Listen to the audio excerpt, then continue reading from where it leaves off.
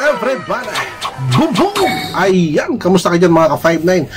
Welcome back ulit sa akin channel, mga ma'am, mga sir. Saan mang dako ng mundo kayo naroon, saludo po ko sa inyo.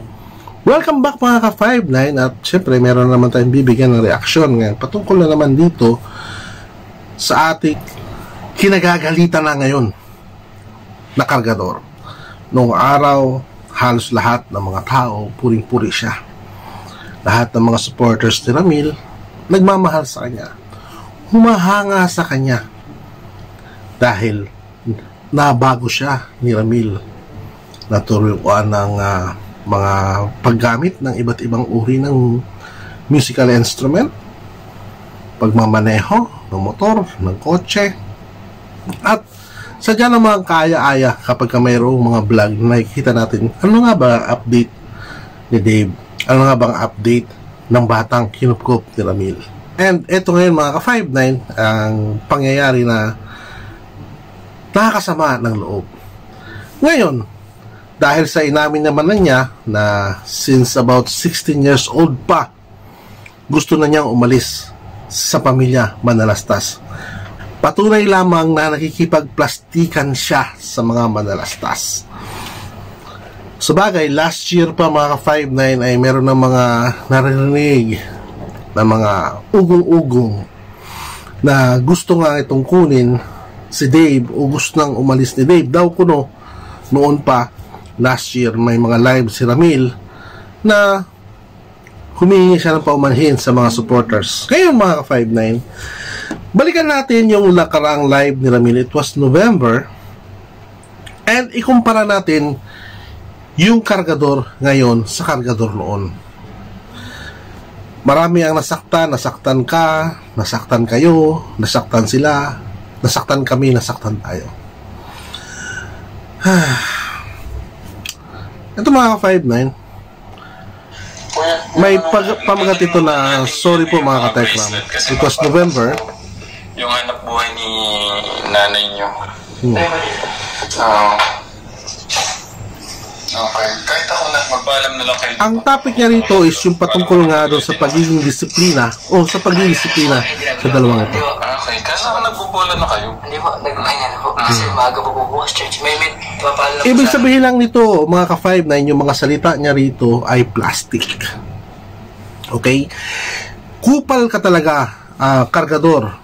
Dahil noon pa lang, naghahanap ka lang ng isang magandang pagkakataon. Ikaw yung nanggamit sa pamilya Manalastas. Alam mo ba yun? Ha? Kupal ka, kargador. Sa lasing ko. 841 na. Hindi, gusto ko lang po i-clarify yung sinabi ko ni tatay. Ano yung saan mo yun, tatay? Yung sa may about sa pagbabalaki. Nakita yung mga ka-59? Hindi siya inutusan. Kumuha siya ng sarili niyang bangko at magpapaliwanag siya rito. Magkaiba naman po tayo ng mga magulang. Example po sa inyo. Na lahat po tayo magkakaiba po ng magulang. Iba po yung pagdidisiplina sa inyo sa pagdidisiplina sa amin. Kumbaga, again, wala naman pong dinidisiplinang masaya. Wala pong dinidisiplinang natutuwa. Kumbaga, siguro pagka dinidisiplina po tayo, lahat po tayong matuwa. Kasi pwede paano mo nasabi? Kasi ganito po yan. Sabi ha? Kung hindi po, kasi Kuya Dave, paano mo nasabi? Kasi ganito po yan. Disiplina, siguro, hindi po yung buhay lifestyle namin, hindi po siguro bahay, school, tsaka church. Kasi hindi naman po ganun eh. Kumbaga, ang buhay po kasi namin ngayon is kapag uwi po galing school, nadiretso pong church is bahay. Kumbaga, ang pahinga rin po namin minsan, linggo. Minsan po wala po pahinga ng linggo kasi marami din pong ginagawa about church. Kumbaga, siguro po, kung inyong mapapansin dito mga ka-59, gusto niyang ipagtanggol si Ramil sa mga nababalitaan noong nakaraang taon. Na may nakapagsabi na sa mga wakwak na hindi maganda ang pagdisiplina. Sa pagpapatuloy mga ka-59, sa mismong bibig ni kargador, maririnig natin kung ilang beses siya napalo.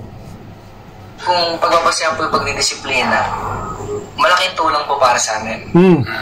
Kasi pagka pagbabasihan ng disiplina, malaki ang tulong para sa kanila. Nasaan ka na ngayon? Sobrang yabang mo na, kargador. Hindi mo ba naisip kung saan ka nagmula? Ha? Imbis na magpasalamat ka sa taong kumupkup sa'yo, ngayon alam ko na mga ka-5-9. Kung matatandaan niyo yung mga videos nung makilala niya ito, ni Ramil, ayaw ito sumama, di ba? Gusto niya, doon lang siya sa Divisoria. Namilit lang si Ramil na isama kasi naaawa siya sa batang ito. Nagkitaan niya ng nagkaroon siya ng pagkahabag sa batang ito. Okay? Tao dito, iniisip niya na baka may magawa siya sa batang ito. Dahil sa dami ng tao doon sa Divisoria, siya lang yung pinakamaliit na nagbubuhat nung time na nakita siya ni Ramil. Kaya nagkaroon ng pagkahabag kay Ramil, kay Pony Alde. That time magkasama sila, si Pony Alde ang nagkakamera that time. And eto nga ngayon ang nangyari mga ka-5-9. Kung alam lamang sana natin kung ano ang mangyayari, kung alam lamang sana natin na ang batang yun ay magbibigay ng malaking problema sa mga manalastas, di sana hindi na kinupkop ni Ramil. Although may mga warnings kay Ramil na wag ituloy ang kanyang gagawin, pero itinuloy pa rin ni Ramil. Hanggang sa binalik-balikan niya at napasama niya yung batang kargador dahil na rin sa mga sulsul ng mga nakapaligid kay kargador nung time na yon. Akala nga testing lang, nung nasa harapan, pumayag na si kargador na sumama. Ay, tuloy natin mga ka-5-9. Kasama talaga ng loob. Pag dinidisiplina, kumbaga pag hindi po tayo, example po, kumbaga siguro kung dalawa kasi ang isip po ng tao tayo dalawa po ang isip ng tao. Ano yung isa? Yung isa po kasi is makadiyos. Yung isa po is pang makamundo. Tinuro ko na po ito ng Don Watch. Kasi nung linggo pa ako po nagturo ng Don Watch. Kumbaga, yung isang isip po kasi, yung unahin po natin yung makamundo. Diba? Ang galing niya magsalita. Dito mo makikita mga 5-9 na ang isang katauhan ng kargador na ito may hahalin tulad mo sa isang hunyango, kagaya ng nasabi ko sa mga nakaraang kong video.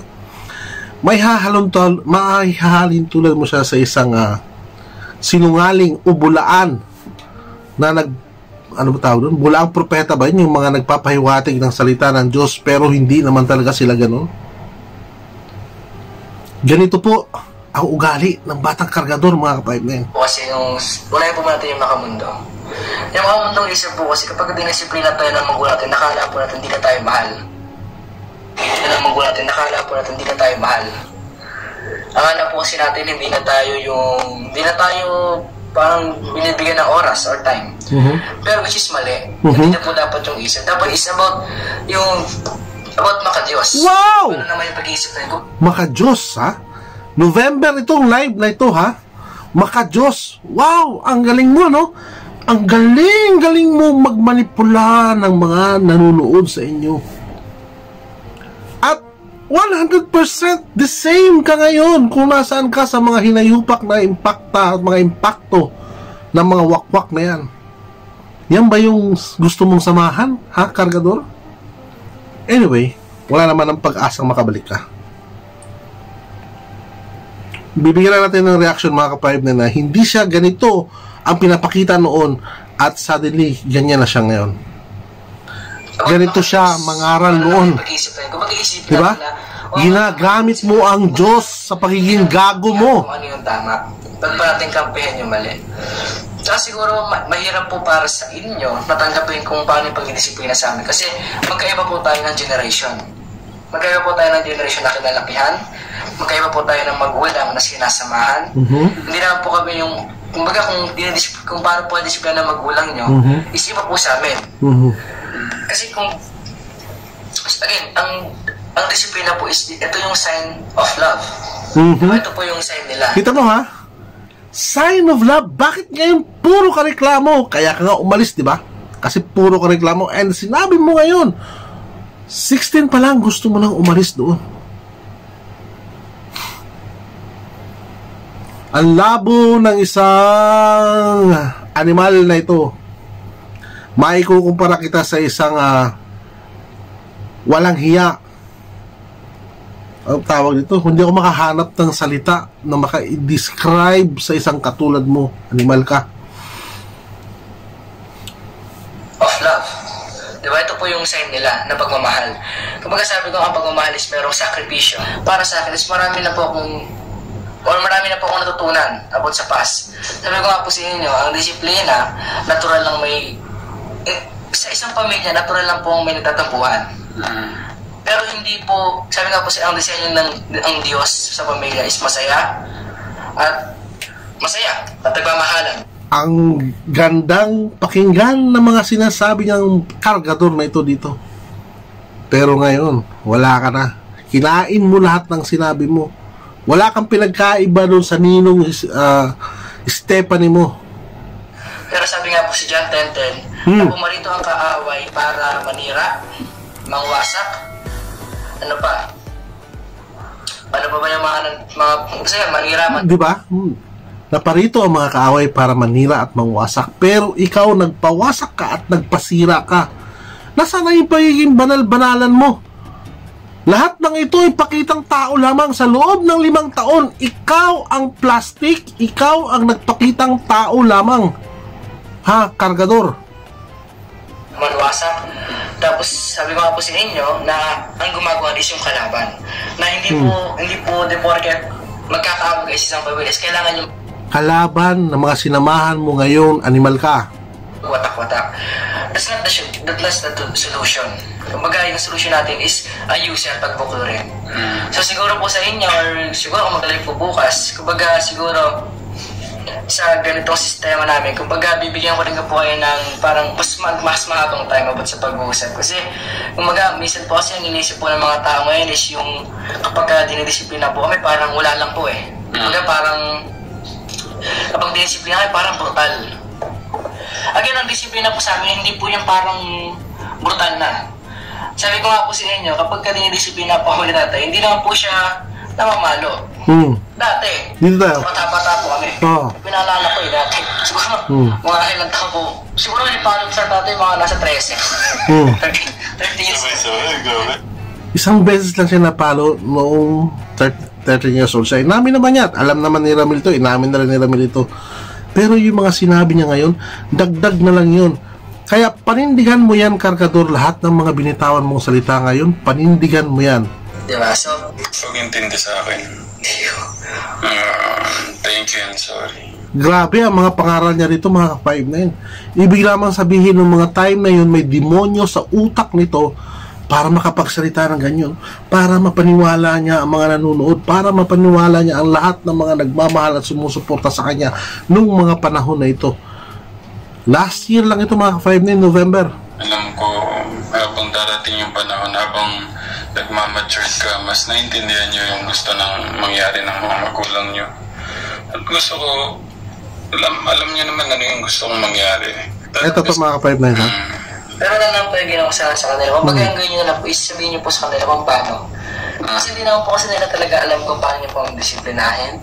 Kasi hindi po nila alam. Di ba? Ang bait-bait magsalita ng animal. Mga po sa Tito Jun na pagka kung gusto mo makabuo ng isang istorya or nakarinig ka ng isang istorya, hindi mo pwedeng gamitin yung likod. Hindi kasama yung harap. Dapat kapag narinig mo yung istorya niyo, hindi mo siya pwedeng sabihin agad. Kung kailangan mo siyang gawin is parang e-elaborate mo siya. Kasama yung harap tsaka yung likod. So pag kasi isang istorya, dapat whole. Hindi po half lang. Kasi pangat kung half lang. Sa'yo na lang galing yan, ha? Dapat whole. Pag gumawa ka ng kwento, ay bakit ang mga inilabas mo ngayon? Sabihin na natin, siguro may katotohanan yung sinabi mo, pero dapat sinabi mo yung buong pangyayari. Bakit naganap ang mga ganon? Sa sopas, bakit ka pinagalitan? Bakit ka pinagalitan? At kung ano pa yung mga nabanggit mo, dapat pinatunayan mo. Dapat binuo mo ang kwento na nagmo-Mobile Legend kayo, kaya lumabag yung sopas. Marami pa. Mahabang kwento yan, mga ka-5-9. So, pag kasi isang story, dapat whole. Hindi po half lang. Kasi pangit lang po kung half lang po yung malalaman natin, di ba? Hindi po natin alam yung pinaka-full storya. So, yun lang. Sa'yo na rin mismo nanggaling yan, Kargador. Na dapat malaman yung buong istorya. Pero anong ginagawa mo ngayon? Nag-i-enjoy ka sa feeling ng mga impacta. Thank you po. That is all po. Ano na, baka masyado na kayo mapuyat. Ano? Sige na. Yung ano na lang, yung ano, kayo na pala, ako naman ang gigis. Sinabi pa niya rito mga ka-5-9 sa live na ito na huwag kang manghihingi ng sorry sa kanila. May sinasabi pa siya dito na huwag kang manghihingi ng sorry, tay, kasi hindi mo naman kasalanan. Ang nanghihingi lang ng sorry ay yung may kasalanan. Wala ka ng pag-asa, Kargador. Wala ka ng pag-asang mabago dahil nalulod ka na dyan kung saang putikan ka man ngayon na roon. Mas pinili mo manatili dyan, pues dyan ka na lang. Maraming salamat mga ka-5-9 sa patuloy na panonood nyo po sa aking munting channel. Mga ma'am, mga sir, saan man dako ng mundo kayo naroon, saludo po ko sa inyo. Ingat tayo mga ka-5-9 at huwag kakalimutan ang magpasalamat sa Diyos na may likha sa atin araw-araw. Maraming salamat po. Boom boom! Ingat po tayo.